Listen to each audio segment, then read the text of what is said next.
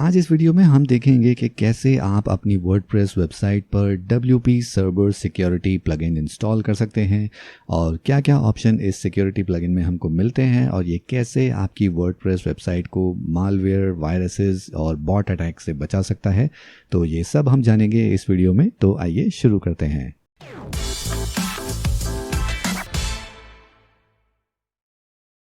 नमस्ते दोस्तों, मेरा नाम है अंकित और आप देख रहे हैं मैगजीन 3 यूट्यूब चैनल, जहां हम बात करते हैं वर्डप्रेस की।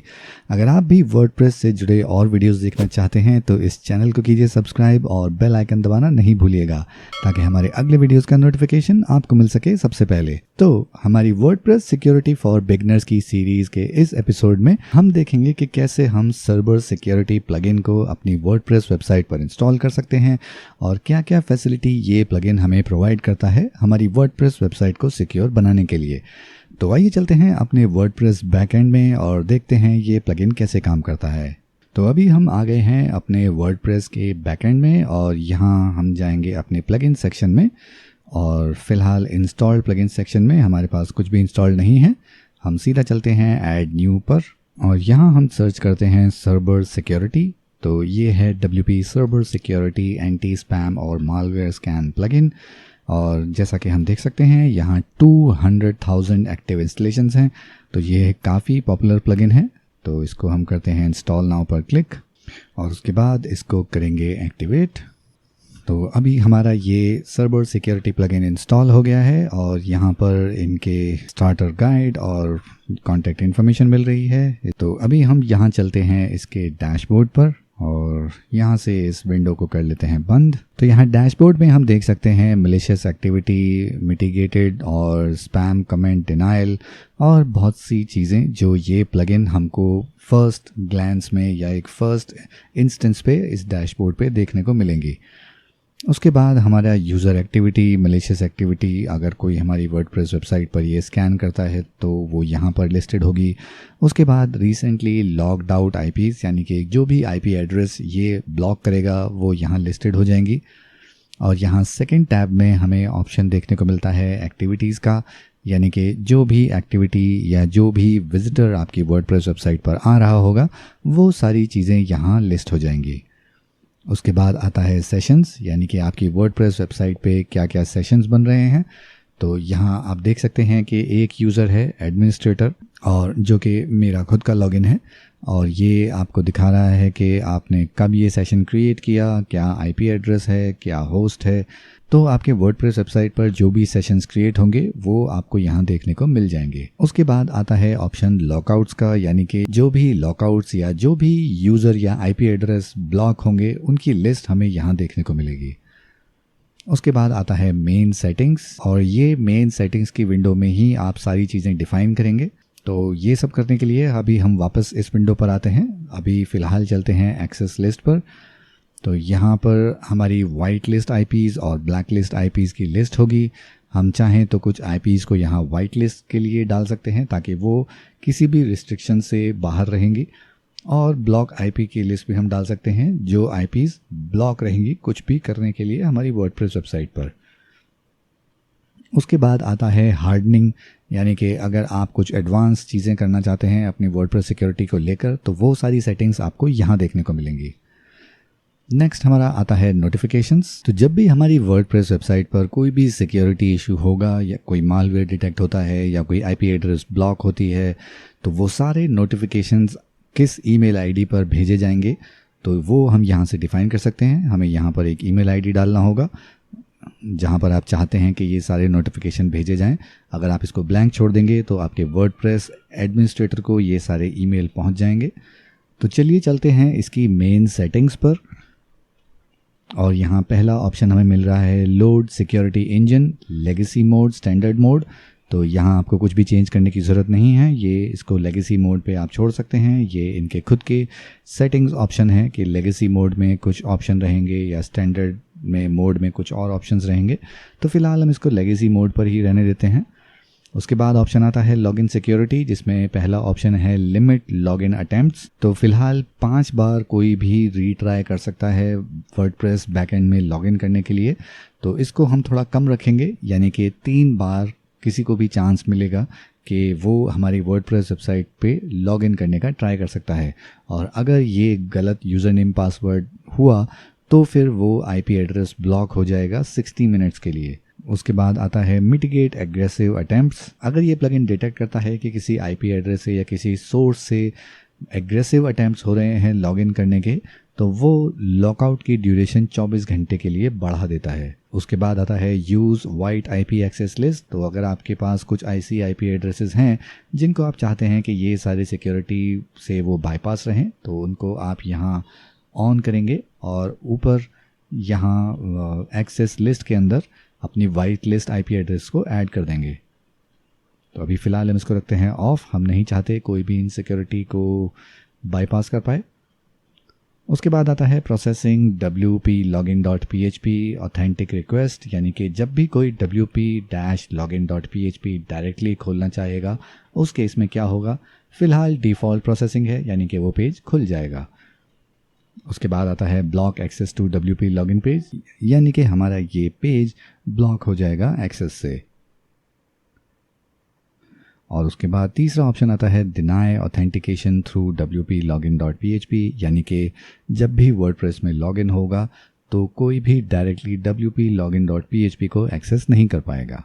उसके बाद ऑप्शन आता है कस्टम लॉगिन पेज का, और यहाँ से आप अपनी वर्डप्रेस वेबसाइट को एक कस्टम बैकएंड URL दे सकते हैं, यानी कि आपकी वेबसाइट का नाम, उसके बाद wp-admin जो नॉर्मली वर्डप्रेस का एडमिन पैनल URL होता है उसकी जगह पे आप कुछ और भी दे सकते हैं। फॉर एग्जांपल हम यहाँ पर कर लेते हैं मे बी माई एडमिन, और उसके बाद डेफर्ड रेंडरिंग को हम यहाँ से ऑन कर लेते हैं।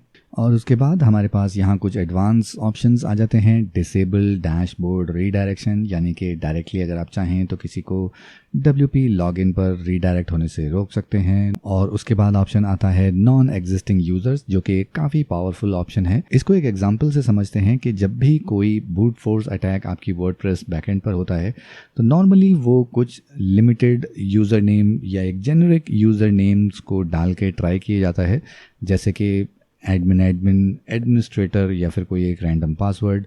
तो इस तरह के रैंडम यूज़र नेम्स को डाल के ब्रूट फोर्स अटैक मोस्टली किया जाता है। लेकिन अगर आपकी वर्डप्रेस वेबसाइट पर इस तरह के एडमिन्स नहीं हैं, या जो भी एडमिनिस्ट्रेटर्स आपकी वर्डप्रेस वेबसाइट पर आपने बनाए हैं उसके अलावा कोई भी अगर एडमिन यूज़र नेम आपकी वर्डप्रेस वेबसाइट के बैकएंड में डाला जाएगा तो वो आईपी वहीं ब्लॉक हो जाएगा। तो इसका मतलब अगर कोई यूज़र नेम प्रेजेंट नहीं है तो उसके लिए आपकी वर्डप्रेस वेबसाइट इंस्टेंटली ब्लॉक हो जाएगी, जो कि काफ़ी स्ट्रॉन्ग सिक्योरिटी फीचर है, तो इसको आपको डेफिनेटली ऑन कर लेना चाहिए। उसके बाद ऑप्शन आता है रिक्वेस्ट wp-login.php। जो भी आईपी एड्रेस डायरेक्टली रिक्वेस्ट करेंगी wp-login.php पेज को, उनको भी ब्लॉक हो जाना चाहिए। तो जब भी कोई वर्डप्रेस में wp-login.php लिखेगा तो वो आईपी ब्लॉक हो जाएगी। तो ये भी एक अच्छा फीचर है, इसको आप ऑन कर सकते हैं।